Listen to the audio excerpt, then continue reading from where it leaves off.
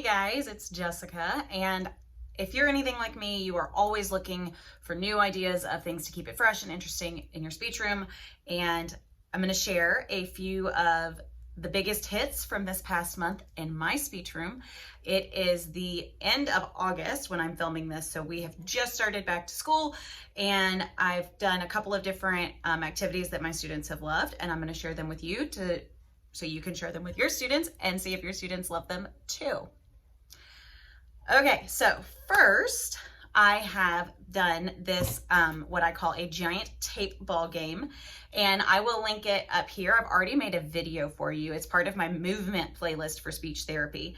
My students loved this activity. So what you do is you basically write target words on a piece of painter's tape, and then you hide them around the room and you find them. So I'll link that video to the end of this video. So if you want to watch a fun movement painter's tape easy activity, there's that. Another activity that my students have loved for students who are just getting started on their R journey is a Starburst teaching activity. And so again, I have another video on how I do this. This is one of my favorite ways to teach a very beginning introductory lesson for introducing R. But what you do is you cut a Starburst into 4 pieces. I also am going to try these mini Starburst. I've not tried them yet, so I don't know if they work. But you put 2 pieces at the back of the jaw to stabilize the jaw, and it gives that tongue something to reach for in the back. And it's just a fun way to help kind of facilitate tongue placement for an R. So I will link that video at the end of this video as well if you want to know how to do a Starburst R for speech therapy.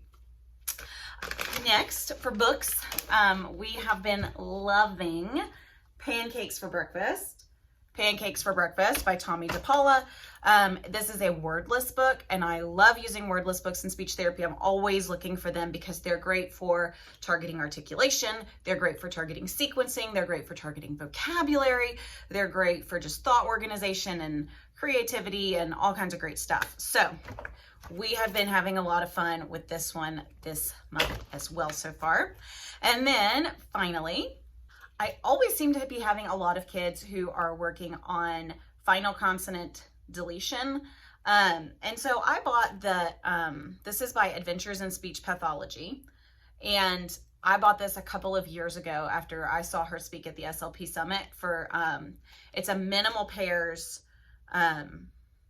like set of cards. So she has a little introductory story about like what each sound is.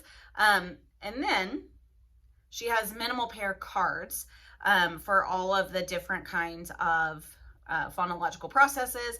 So I love using those to kind of help my students learn to hear the difference in bow versus boat.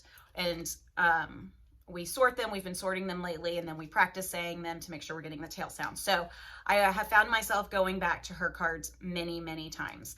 And that has been working great for us this month as well. So those are 4 things that I've been using in my speech room that have been a big hit so far at the beginning of this school year. Like I said, I will link the Starburst video next, and I will link the tape movement game next as well. So if you are needing some of those movement or R activities, check them out. I will talk to you later.